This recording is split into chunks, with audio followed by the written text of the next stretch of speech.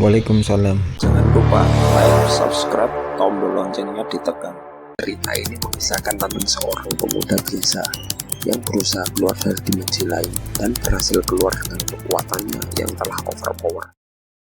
Agar lebih mudah mengikuti ceritanya, terlebih dahulu akan saya jelaskan beberapa hal. Sistem yang ada pada Kibong kini benar-benar dapat diajak bicara dan berkomunikasi, sehingga dapat digunakan untuk mencari tahu berbagai informasi.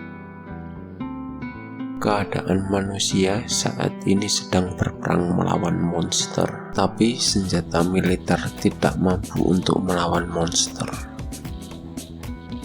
Hanya manusia-manusia yang berhasil keluar dari ruang dimensi seperti Kibong lah yang mampu melawan monster-monster itu. Manusia-manusia yang memiliki skill tersebut disebut sebagai player. Player di-ranking oleh dunia berdasar kekuatannya. Ranking 3 besar adalah player paling disegani oleh berbagai pihak.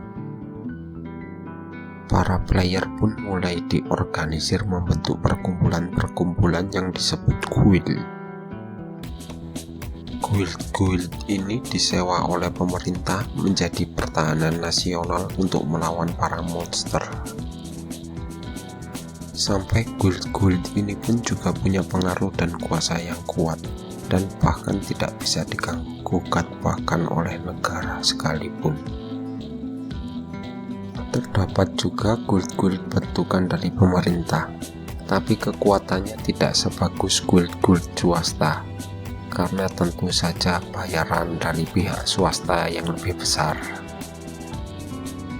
Kejadian saat kemunculan portal dinamakan dengan istilah Dongeon Break. Dongeon Break pun juga memiliki ranking, semakin besar rankingnya semakin kuat-kuat juga monsternya. Saat kembali ke bumi, Kibong mencari lokasi ibunya lewat sistem, tapi sistem tidak dapat melakukan hal tersebut, sehingga Kibong memutuskan untuk pulang ke rumahnya. Kibong pun melihat rumahnya yang dulu kini telah hancur akibat Dongeon Break 10 tahun lalu. Kibong bertemu dengan 2 tentara yang sedang berpatroli di area tersebut. Dari petugas itu, Kibong disarankan untuk mencari ibunya di zona aman, tempat para korban dievakuasi, yaitu di zona B Kota Dal. Kibong pun bergegas segera ke sana. Sesaat setelah Kibong pergi, petugas tersebut mendapat laporan kalau akan terjadi Dongeon Break di zona B Kota Dal. Di zona B Kota Dal saat ini, militer pertahanan ibu kota bersiaga bersiap menghadapi serangan dipimpin oleh seorang kolonel bernama Yong Kyun Oh bersama letnan cantik bernama Letnan Chu En Lee. Militer benar-benar terlihat tidak siap dengan serangan dadakan seperti ini. Bahkan pasukan guild pun yang telah disewa negara sengaja datang terlambat dan minta bayaran tambahan jika ingin cepat sampai. Letnan Lee pun diperintahkan untuk membentuk garis pertahanan dan terus mempertahankannya walau harus mati sampai pasukan guild datang. Di saat yang sama, akhirnya Kibong pun tiba di zona B. Kibong tidak mengerti kenapa ada banyak militer di area ini. Dia bertanya pada sistem tentang apa yang terjadi di area ini. Sistem pun memberitahu Kibong kalau 3 menit lagi akan terjadi Dongeon Break. Karena khawatir ibunya nanti akan dalam bahaya, Kibong pun segera maju menuju medan pertempuran. Walau sempat tertahan pasukan militer, tapi itu tak menghentikannya. Tentara yang ada di hadapannya pun terpental jatuh karena merasakan luapan emosi Kibong, hingga kolonel menyuruh pasukannya menangkap Kibong, tetapi hal itu tak dapat menahan Kibong. Hanya dengan luapan emosi Kibong membuat para tentara terintimidasi dan merasa takut. Akhirnya para tentara pun membiarkan Kibong lewat menuju Dongeon Break. Letnan Lee yang tidak tahu siapa Kibong memarahi bawahannya. sampai salah satu bawahannya memberitahu kalau dia ternyata adalah player. Tak lama portalnya terbuka, monster-monster pun keluar dari dalamnya. Letnan Lee dan seluruh militer pun sadar diri kalau melawan monster-monster dengan pistol sama dengan bunuh diri. Tapi walaupun begitu, tetap tidak boleh mundur maupun lari sampai pasukan bantuan datang, karena jika tidak, seluruh penduduk akan mati. Entah apa yang dipikirkan Letnan Lee. Tiba-tiba Letnan Lee berlari mengejar Ki Bong untuk menyelamatkannya. Kembali ke Ki Bong, Donghyun Break memiliki rating bintang 5. Pesan dari sistem, bukannya takut, Ki Bong malah terlihat kesal mengingat wajah-wajah monster itu. Monster buaya terlihat akan menyergap Ki Bong. Dari belakang Ki Bong, monster buaya dengan cepat menyerangnya, tapi hanya dengan sedikit tepisan sudah membuat kepala buaya itu pecah. Monster lainnya pun ikut menyerangnya. Nasib monster itu pun tak jauh beda dengan buaya. Dengan bantingan yang kuat, langsung membunuh monster tersebut, lanjut menginjaknya sampai lumet. Lanjut, monster yang jauh lebih kuat pun mulai berdatangan. Gak pakai lama, Ki Bong langsung memecahkan kepala monster Ugre juga dengan satu serangan. Dalam keadaan melayang, Ki Bong sempat terkepung, tapi dengan pukulan brutality membuat segala sesuatu yang berada di sekitar jangkauan pukulan Ki Bong hancur seketika. Belum sempat selesai bernafas, sudah ada monster lagi datang. Sekuat tenaga Ki Bong menendang hingga monster tersebut hancur lebur. Setelah membunuh semua monster di area ini, segera Ki Bong menuju area lain untuk mencari bosnya. Letnan Lee yang mengejar Ki Bong tak percaya melihat Donghyun Break bintang 5 yang bahkan pesawat dan tank pun tak berdaya melawannya, malah dihancurkan sendirian saja.